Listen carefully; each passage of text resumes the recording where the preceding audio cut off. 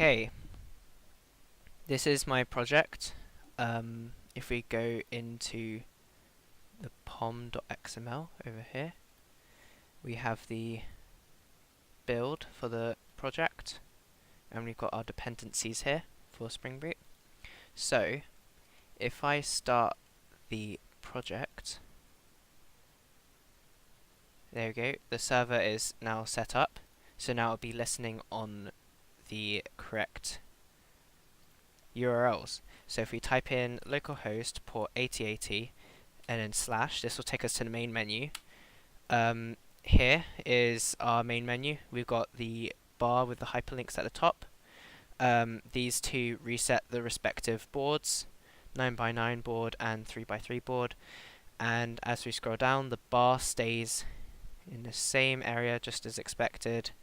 And we've got rules here and stuff here. URL to template. So this is a template here used, and then if we click on that, we're taken to the place where I got the URL from. Yeah. Okay. Now to test each of the functions. So tic-tac-toe against AI. There are a number of winning strategies that you could try in normal tic-tac-toe. Obviously, they can just be countered. So the first one is by going here and then here. If they go, if they went in the side, here or here, then I could have gone in the other corner. So if they went here, if they went here, then I could have gone here to stop them from getting a 3 in a row. And it also causes me to get two in a rows. So one along here and one along the diagonal. Therefore, I would win next turn. So they could only go in the corner to stop it. So I have to go here, here, here. And this is the menu for when the game is finished. You get to click on main menu, which takes you back to the main page. If we click on that, then it takes us back to the main page. And it also resets the board. So if we go back to it, yeah, it'll be completely empty. If we just try that again, okay, so I let them win here. So again, same choice. It says player 2 has won this time instead of it's a draw. And if we click on reset game, it'll just reset the game and it won't take us anywhere. Another strategy to try is the two corners. Yeah, if they went into a corner here, then I could have gone in the other one and got two in a row and would have therefore won. So they had to go on the side. This scenario was specifically covered in the rules to stop it from occurring. And there we go, that's a draw. So let's go back to main menu and try the multiplayer. So this is for player 1, as you can see, player 1 there, and this is for player 2. If a button is disabled here, it is blue, so we can't click on these because they're disabled. And we can click on these because they're enabled. Okay, so let's play. So everything's disabled now, and if we go to this, there we go, it appears, and every button has been enabled now. So let's go here, and it appears again. So yeah, it appears. If we look at the network for it, we get the board every second. We get the board, and if we click here, yeah, we get the board every second, and it's been updated. This is the encrypted board, so it will be decrypted when it is received. So let's go here. This server thing is sending the data to the server, so that's the post request, whereas these are get requests. So if we go here, just finish it off. I want it to be a draw anyway. And then there, and then it comes up with the same menu again for it's a draw. So either of these buttons reset the game, but one takes you to the menu and one just refreshes the page back to a clean table. So the board's already been reset, but these two buttons just take them back to the pages. So it doesn't matter which one. I mean, it's just taking you back to the page or to the main menu at that point, because the boards have already been reset. Okay, let's get rid of that, and let's test these buttons. Okay, so if you go here, if you refresh, yep, it'll keep the same board. Refreshing, yeah. And if you go back to the main menu, so if we also go here, as you can see, that board has stuck, and player 2, so the HTML file has recognized that it is player 1's turn, because there are the same number of X's in those, so it must be time for another X. So it's disabled player 2's buttons, because player 2 is O. If we added another X and then refreshed, yep, it'll stay disabled, and if we went to player 2, yeah, it recognizes that it's O's turn, so these are enabled.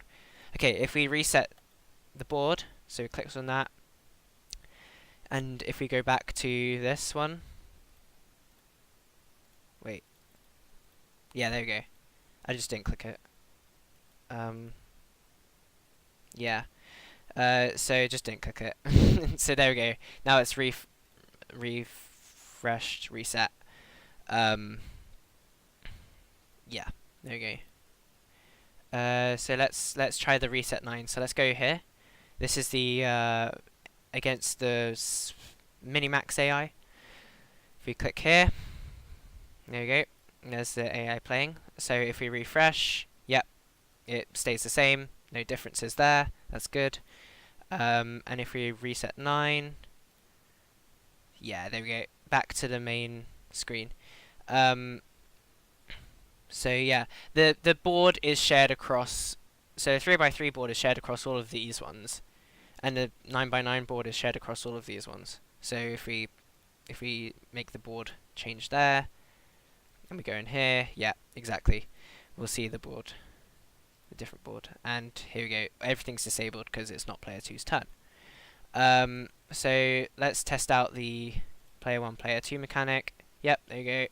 So it appears on. So if we put it as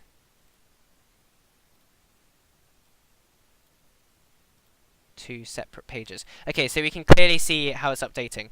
So let's go here, and there we go. It appears there, and then it enables the squares here. So let's go there. There we go. It appears there, and we get to go here. So let's try and capture a square.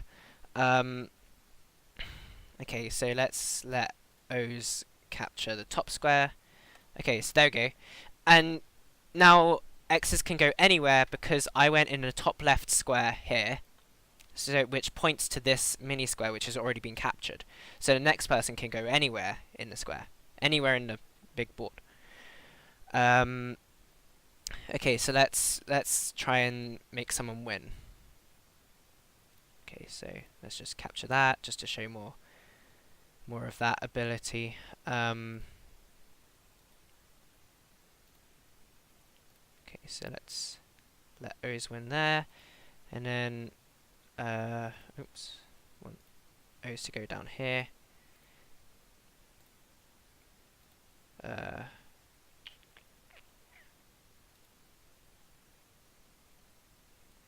Okay, so let's do that, and then there we go. Okay, here we see player 2 has won. O's have got a 3 in a row along the big diagonal, and we've got these two options again. Reset, there we go. Clean board, and reset, clean board. Okay, let's go back to the main menu. Okay. And test out the Minimax AI. So this should be quite hard to beat. It's not perfect since it's very hard to get the right values, but let's just see how good it is. So I think one of the winning strategies that I've researched with Ultimate Tic-Tac-Toe is to only focus on the squares you want to win. And let the opponent take the worthless squares, and always force them to play in the same square every single time. So I think we'll go for the bottom left, middle, and the top right squares. If we go for those, we'll win. Okay, so let's just ignore. We don't want to give them free squares though. So we don't want to let them just capture this for free. Yeah. We'll still make it difficult for them. Okay.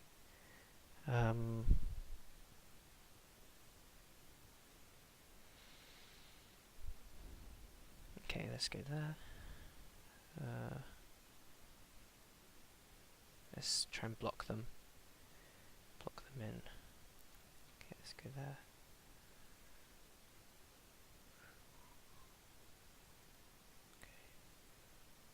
Okay, so they didn't want to capture that, which is interesting because if they did, then I would have been able to capture this, which would have been worse for them. Although it didn't. Once I capture this, they can go anywhere on the board because it points to the bottom left, which would have been captured. So I don't know. The AI doesn't look that far ahead. It doesn't look two moves ahead. It only looks one move ahead. So it's quite hard to figure out if it would have been best for them to play.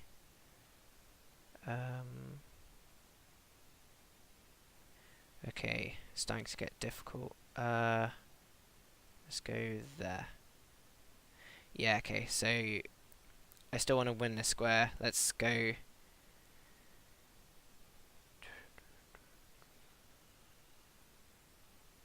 Let's go there. Okay. Let's go there. Okay, they've captured that. Okay. It's going okay so far. Okay, now I go here. Let's go.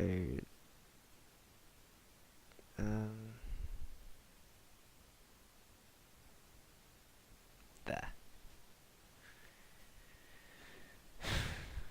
Okay. Let's go there. Let's win that square. Good, good, good. Okay, let's go there. Okay, now I get to win this. And I've almost won. Okay, yeah. And then... Yeah, okay. So now, since they've gone in the middle, I get to go here and win. Yeah, okay, it's not perfect, but it is very hard to win against the AI. Because if you make reckless moves, it will beat you. If you don't know the winning strategy, if you just play randomly, it will go for the win. See, it knows the middle square is the most valuable. It won't let the player take the middle square easily. If I'm just doing random moves without even thinking, it will just beat me.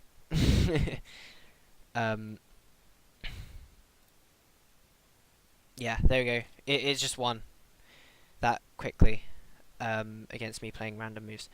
Okay, so that is successful, I'd say. Okay, and now for the machine learning. So if we go to /test.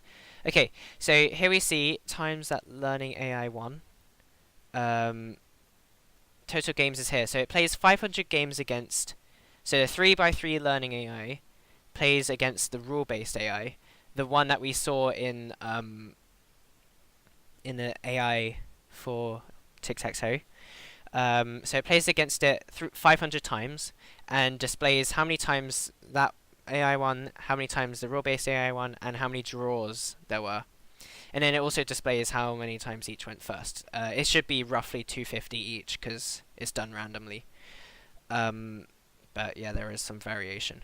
Okay, and so we can see there's 247 wins for the rule-based AI. And if we keep reloading this, it'll gradually learn.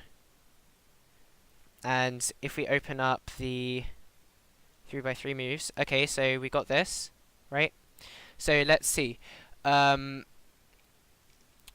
the values here are -100, -269,500, -10. These should change.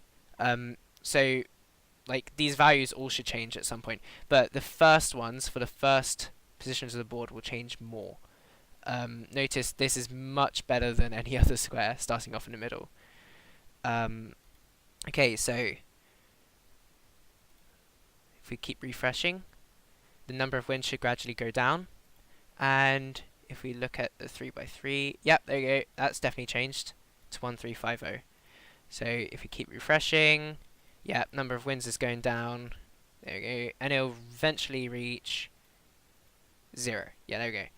1, yeah. Okay, 3, 1. So these are like the base case, like the special cases. And okay, it's just 0, 0, 0. This is the point at which it's pretty much just as good as the rule-based AI. So it's learned everything from the rule-based AI. And if we look at this, so it gains 1 for every win with those moves, and it loses 1 for every loss with those moves. So as you can see, if you went first, you had a much higher chance at winning. So it doesn't take into account draws, this learning AI. So all of these are based on just wins and losses. So if they went first, they stood a much higher chance of winning than going second. If we follow that through, so this is after the first AI went in the middle, every single move basically lost. So, but some didn't lose as much as others. So like this is the corner position, the very bottom right, and this is the top right corner position. So if the AI is in this position, it would choose the bottom right corner, which is a pretty standard move to the middle. So yeah, that's the machine learning one works for 3x3. If we go to 9x9, so there are some problems with this, and I have gone into debugging what the problems are, and I found out just by putting times down. Okay, so each of these is a second. So if we go down. Okay, so whole function time 158 milliseconds. If we try that again. Okay, so it drastically went up. Okay, wait, no, each of these is milliseconds. So this is every pair of moves. So one AI, then the other. And this is the entire game. So we got 83 milliseconds for that, 78 milliseconds for that. And this is the total. So there's write to file, which is updating the 9x9 moves here, which gets extremely big. That's 54,000 lines already. And it gets much bigger. So we don't need that anymore. And this is the entire function. So the entire batch of 10 games. The reason why it's so problematic with 9x9 is that it takes too long. See, it's already rocketing up.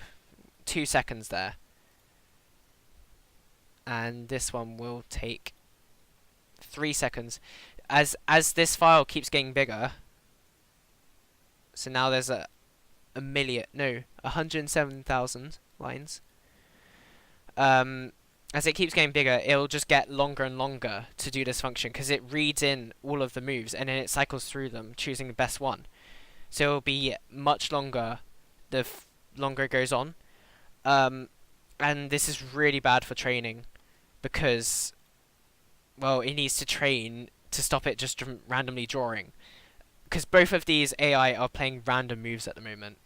So the chances of one of them actually winning is very small because you have to win 3 mini squares in a row, and the chances of doing that randomly is very slim.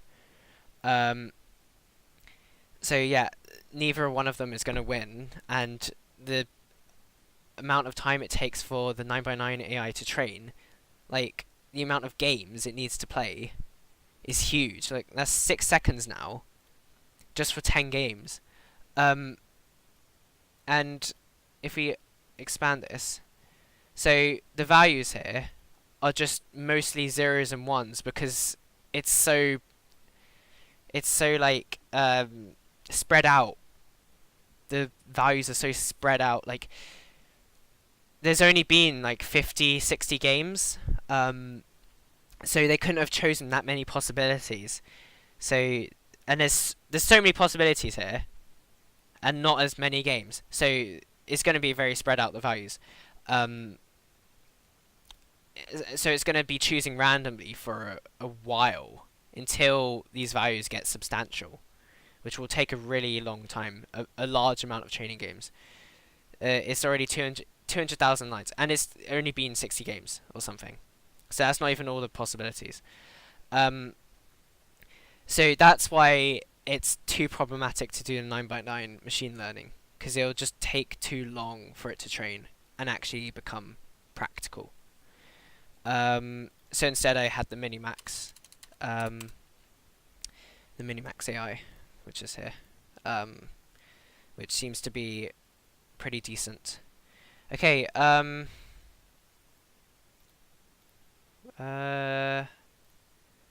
think that is all the functionality I've added. So,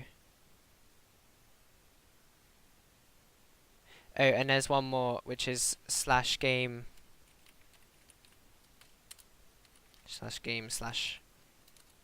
/info, which just lists the current boards for each of them.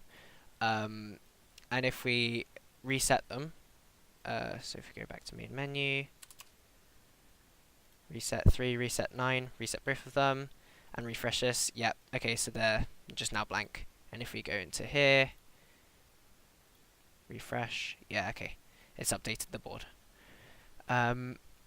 Which is pretty handy to look at when you're debugging, just to know the boards at their current time. Yeah, okay, I think that's it.